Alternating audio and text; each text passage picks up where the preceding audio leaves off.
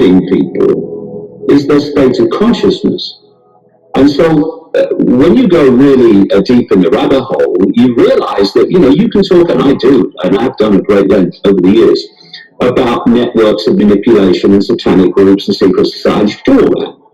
And he's doing, of course it does, so we know what's going on. But in the end, what's driving the secret society networks that I call the global cult that's behind the dystopian agendas is their state of consciousness. Those who are awakening and seeing it are awakening and seeing it because of their state of consciousness. And people are not seeing it because of their state of consciousness. So what is going on here?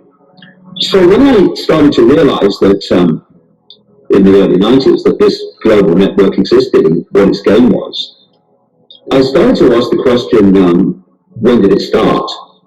And you comfortably go back into the ancient world. You go back into ancient Egypt, into ancient Babylon and Sumer, and so on. And you see people coming in and going out, being born and then dying, being born and dying, or body dying anyway. They play a part in advancing this agenda and expanding it to its global state now. Then they pass on. And then other people come in, the next generation does it. And I looked at it and I thought there has to be a organizational force that's spanning this period of in-out individual contributions to advancing this agenda.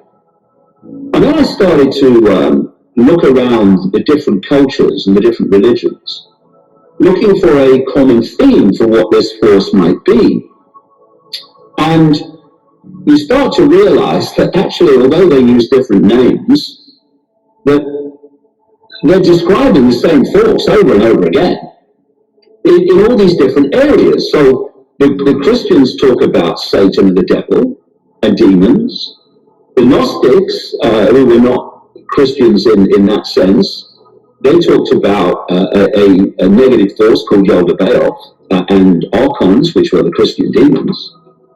Then you look at the other different cultures, like the jinn of Islamic belief. I was in a taxi, being driven by a Muslim taxi driver from New York once, and he asked me, he said, "What do you do?" I said, "We start talking," and I started talking about these Gnostic archons and what the Gnostics said they were all about. And he said to me, "Well, that sounds like the jinn. That's just like the jinn." Yeah.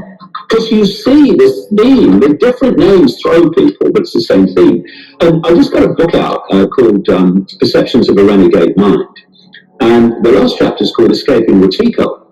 And it's called that because I then come across the name the Native Americans use, or at least the Cree tribal group use, for the same force, and they call it Wetiko.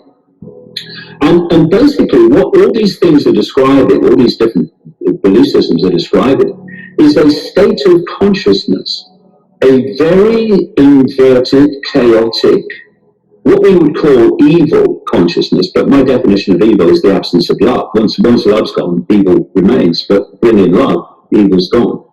And when I looked at how the Cree described Wetiko, it was the archons, it was Yaldabaoth, it was all these things.